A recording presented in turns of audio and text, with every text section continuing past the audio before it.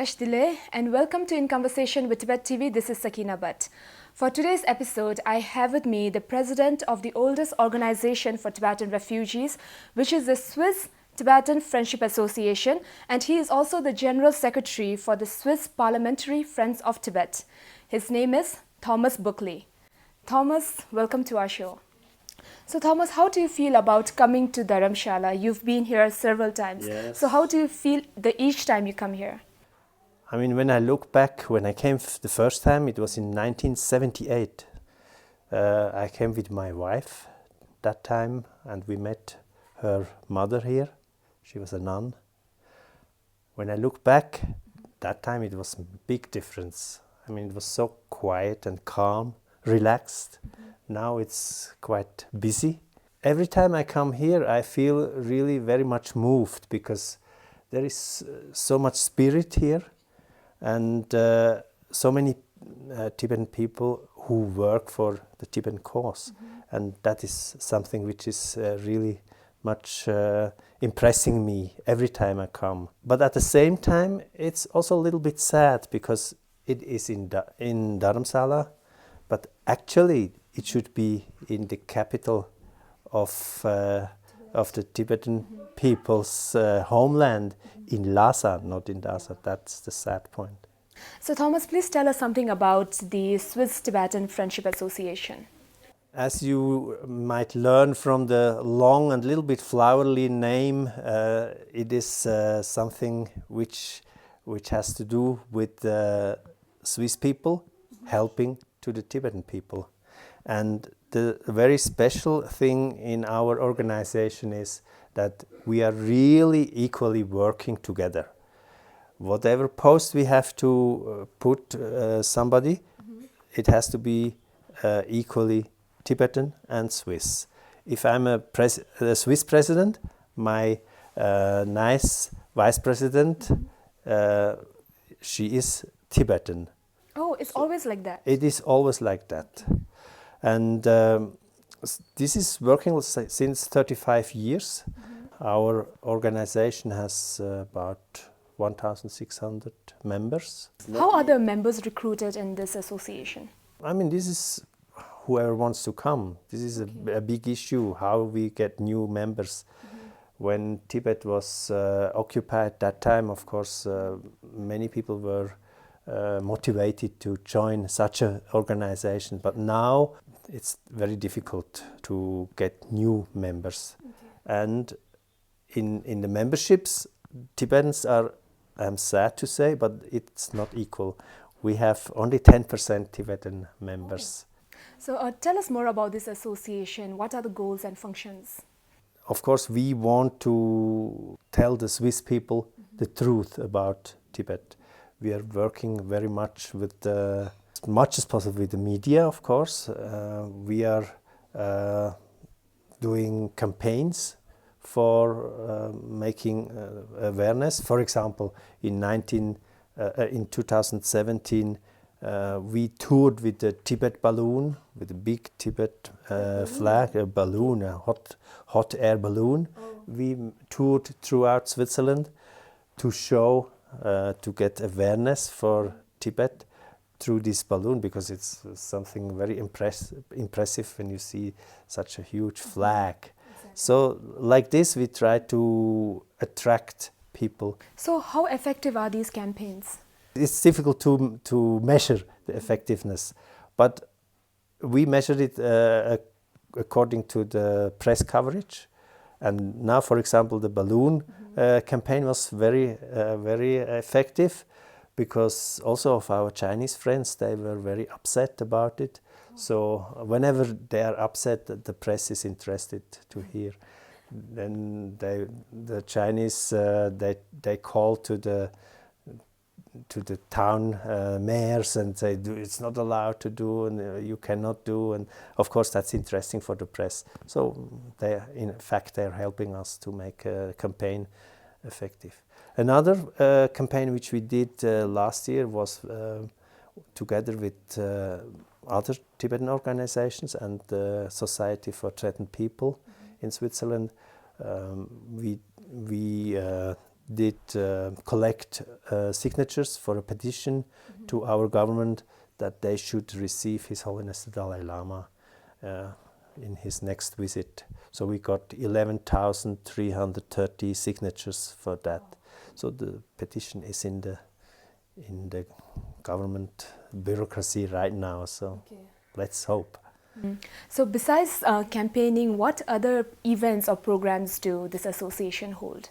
Of course, we have our regular annual meeting for our members, and we always do also cultural part. This year is special because due to this 60 years in exile, we want to focus on the Tibetan culture. We want to show what Tibetans brought us to Switzerland, what treasures they brought in the museums, or now we are going to we want to make open door days in the Tibetan schools, invite Swiss people there, just to make them aware about the valuable treasures of the Tibetan culture.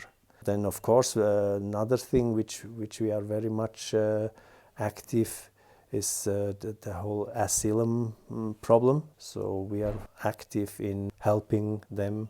You are also the General Secretary for the Swiss Parliamentary Group for Tibet. So tell us, what is the major role initiated by this group to bring the Tibet agenda in the Swiss Parliament? We organize about 2 to 3 meetings with the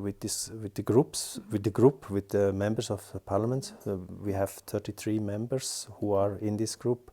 Then we discuss about subjects which could be taken up to bring forward in the parliament or to the government. The Swiss system is, you cannot just bring up an issue and talk about in the parliament, but you can ask questions to the government, you can put motions forward or interpellations, and with this you can activate a process so that the government has to answer. So subjects are, of course, the human rights situation in Tibet, or the bilateral human rights dialogue, which is taking place from time to time between the Swiss government and the Chinese government.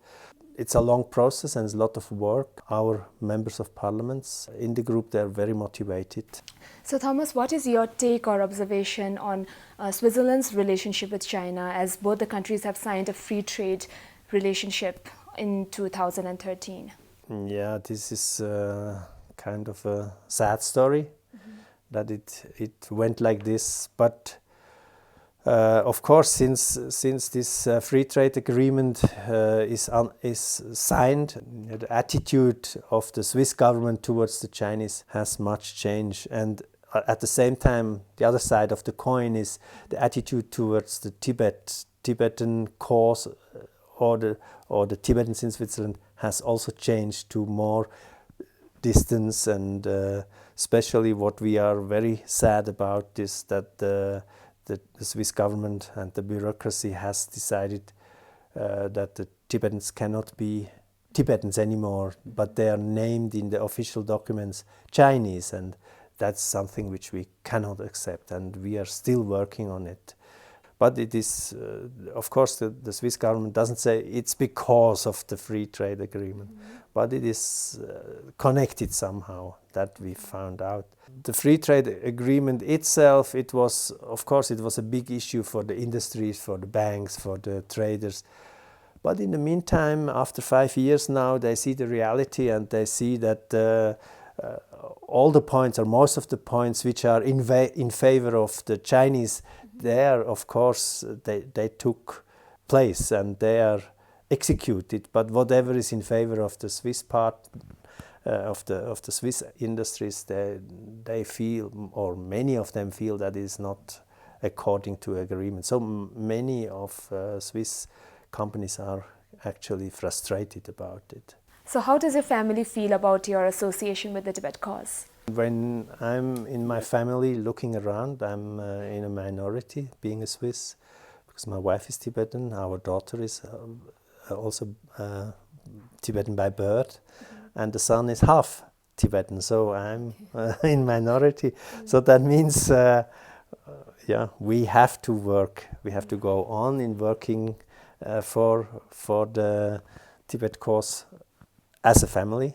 So we are most of our family is active, and my wife also was a president of the Swiss Tibetan Association before. She was vice president, and I was long time, many years working in the board of the association. So it is something which became very natural, and there is no question if we should do or not do. It is just part of our life. Thomas, so can you share with us about how you met with your wife? She's a Tibetan, right? Yes.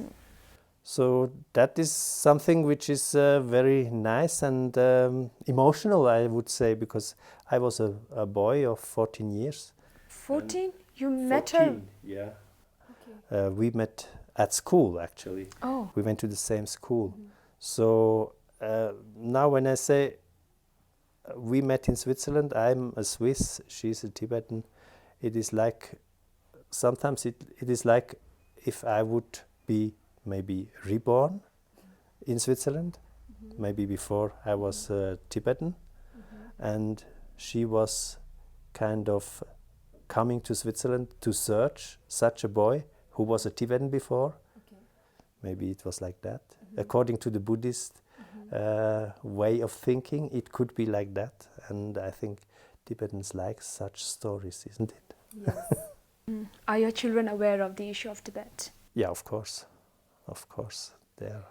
Okay, Thomas, it was really nice doing this conversation with you. Thank you so much for coming to our show. Thank you. Thank you so much for watching, and see you in the next episode of In Conversation with Tibettv.